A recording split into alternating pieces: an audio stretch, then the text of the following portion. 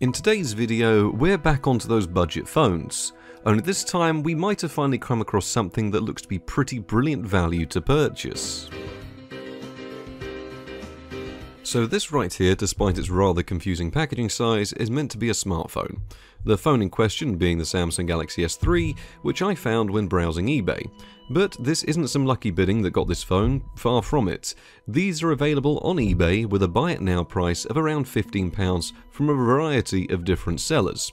Now, the seller of this particular phone even messaged me, which was a bit of a weird one, but it's not that the conversation went anywhere, but they did tell me when the phone will arrive, and that's more or less about it.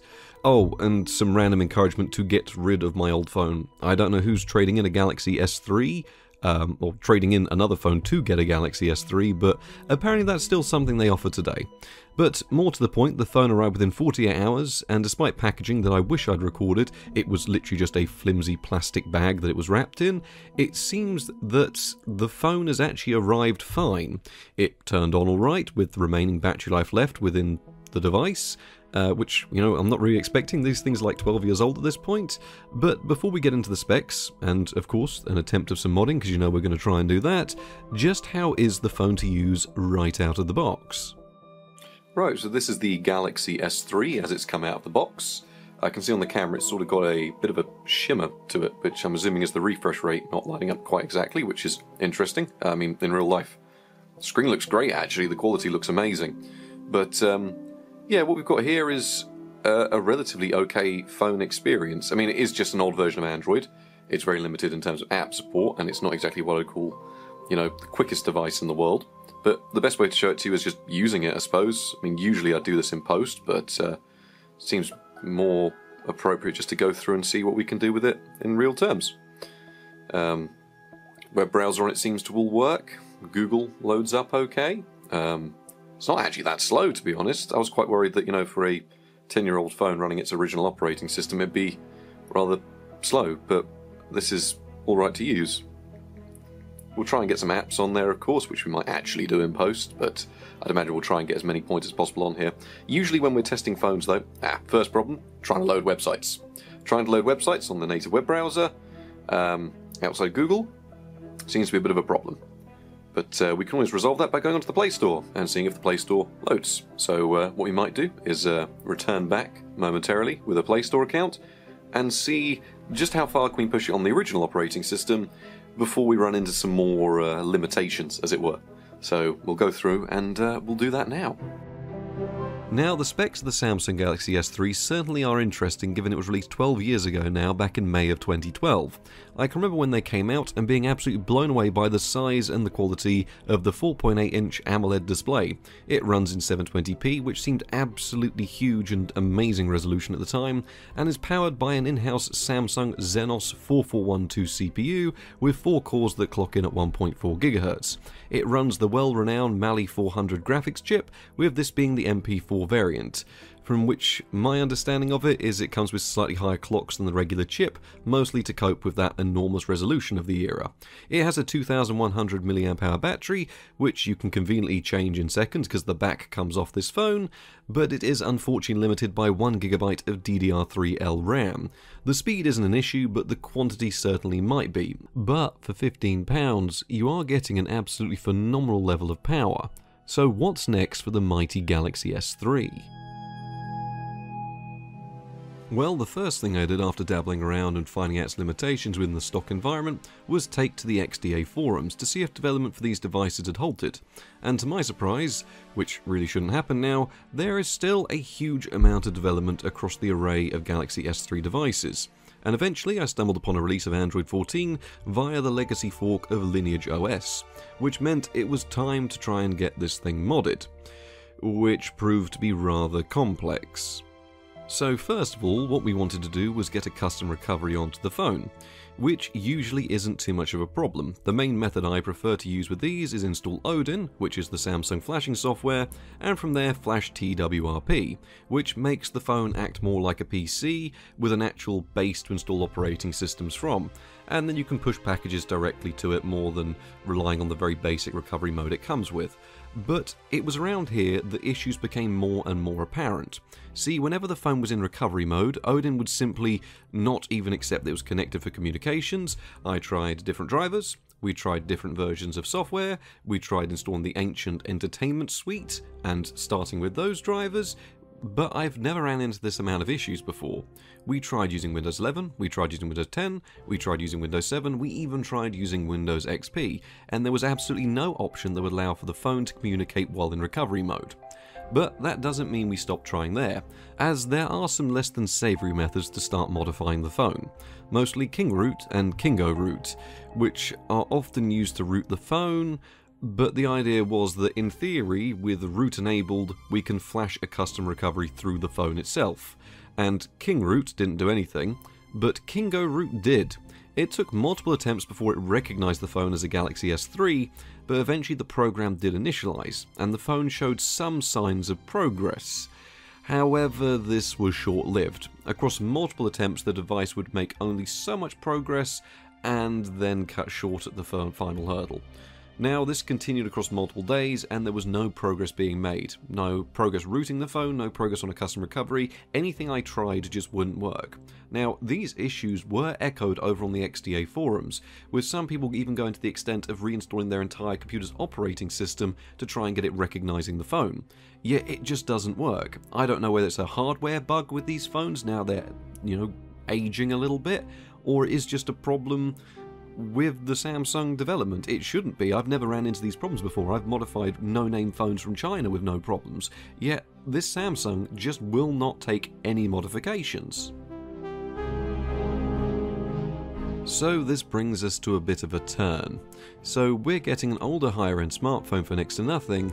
The issue now remains, how can we actually do anything with the phone without any modification? Because at first it seemed usable but very slow.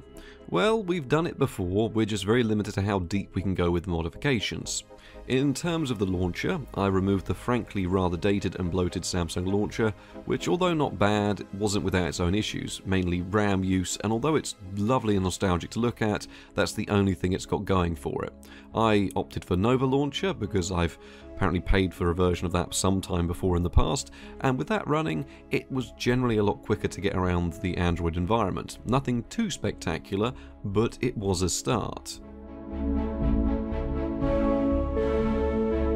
From here though, web browsing proved to be a real struggle on the original web browser, as, most websites were either sluggish or frequently dealing with problems and just not loading. And don't get me wrong, this was entirely manageable and usable and you can get your way around the internet with it, but it's just not great. After a little bit of digging around online and a little bit of testing across a variety of options I had available, I eventually settled on the Via browser, which seemed to be the most stable across the board and let me have the phone act as an iPhone, which tended to get more websites to load than as if websites see it as an Android 4 device. Now, I did also try a load of Chrome variations, Opera browser, things like this, Firefox, but they had either a tendency to slow down, bloat the phone, crash, bits and pieces like that. So overall, with the Via browser, I was able to do plenty of web browsing, download other applications, and generally sort of use the phone as a phone. It was really speedy actually, I do recommend it. I was just able to download it straight off Google Play, and it works remarkably well. So you can't actually install the Google keyboard to this phone. It just simply does not show up at all. And the original version won't. But if you remotely install the Google Indic keyboard, that will actually download. You just have to do it remotely from a phone, which makes little to no sense.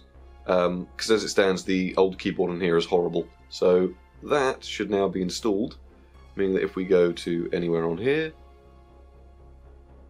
I'm assuming that works. Maybe. I've not used that launcher yet. And in a second, yep, successfully installed. That means if we go here, we should be able to enable it. Settings. There we go. Enable in settings. Shortcut created apparently. There we go. Change from that, from the Samsung keyboard. Select input method. Done. Accept. I don't want to accept that, actually. Ready to go. Enable your theme, we'll just keep the original one.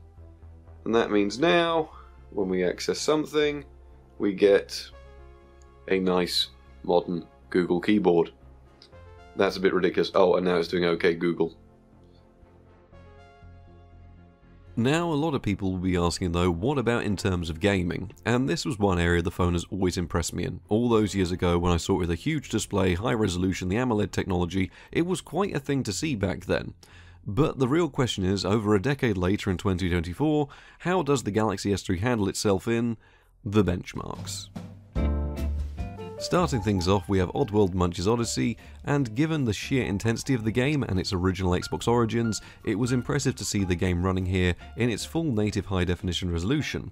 There was a strange issue which almost looked like there was interlacing turned on screens with text.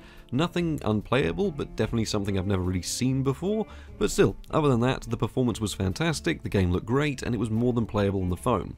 The larger screen certainly lent itself towards this kind of experience, especially compared to phones that were smaller than this of the era, and it's even more impressive given that this port came out much more recently than this phone did. I didn't actually expect this one to launch, yet alone work this well, but there you go. High definition original Xbox games, they run fine on the Galaxy S3, provided there's a port for them. Next of all was Minecraft, that's right, the old Pocket Edition version of the game, and at least the only one that Google Play would let me download. And with the fancy settings running, the game ran at what appeared to be a flawless 60 FPS. Yes, there were dips when the chunks were loading in, but given this is the old Pocket Edition, there is a limited map size, so that wasn't an ongoing issue. You're going to quickly discover everything there is to discover. There was also one odd bug, which was that the settings menu did require you to fully close the game and then promptly reopen it to get out of the menu, as the back button simply wouldn't work. But other than that, all good here. Minecraft, 60 FPS, 720p high definition, not a problem. Half-Life 1 running in the X-3D engine with a 720p high-definition resolution and full 32-bit colours ran flawlessly with a near enough constant 60 FPS with VSync enabled. During my time playing, the only momentary bits of slowdown was where the game was loading, and this could be down to the slightly degraded internal flash storage, so if you ran this off, say, an SD card, you would likely resolve some of these issues. Either way, from the looks of it, from the late 90s to early 2000s, provided there's an engine or a port of a game, you've got these running flawlessly on a £15 phone. You know, if this was a £15 computer, it wouldn't be too bad, but £15 for something you can fit in your pocket and just enjoy? Even better. In terms of emulation, I decided to start right in at the deep end with DS emulation. Now, we were able to run the games with some slight enhancements as long as we used multi-core processing, and there was the slight issue of screen real estate for the first time since firing up any application. It wasn't too much of an issue, you just had to move things around because the default layout didn't really work. So that was about it. In terms of performance, there was no problems, the frame rate seemed stable, and the games ran fine. So even if you wanted something as an emulation device, well, the Galaxy S3 may even have you covered there, especially for rather modern emulation. At least I class the DS as modern emulation, because it can still be relatively intensive, and some of the games do look great when you start upscaling those textures even on a phone like this. For other types of emulation, it was more or less guaranteed you could crank the settings right up and run these exceptionally well. This could include big titles like Metal Gear Solid running through EPSXE with enhancements included, dropping no frames and being perfectly playable in their entirety, admittedly with some controls that took some getting used to. And of course you've got things like SNES games, Game Boy games and things like that which would run with no issues, even when running them upscaled and applying tweaks like CRT filters and anything else you could like. These effects also look brilliant on the screen, which to my eyes seemed a little bit more vivid than the usual screen technology we see on the channel. Maybe it's just the saturation being whacked up. I know Samsung used to do that plenty, but you can't really complain when it looks that good and you get an experience like this.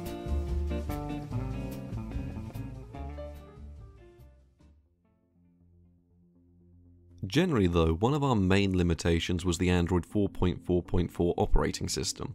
and I know a lot of people will be screaming about the low amount of RAM, but honestly, that never really came into play once unless I opened up Google Chrome. Now, that would bring the phone down to a crawl. It is a real shame we couldn't get this rooted and a custom operating system on here, but when we had to make do with what we had, it wasn't actually all too bad. One of the main annoyances I had was actually having to remotely install a lot of applications from the PC, removing a degree of, I don't know how to word it, autonomy from the device, and, you know, just having to get a PC there so I could install the applications I want, because most of them were still compatible and the old version still worked. It was just a case of Google Play doesn't let you actually download them, you have to go to your computer and remotely do it. But everything seemed to work. I could use it online, I could use modern applications, even the camera wasn't too bad. Now, it's not as amazing as I remember it being, but things have progressed a little bit more since then. About the only thing on phones that seems to have progressed is the cameras, but I'll throw up some samples for you now.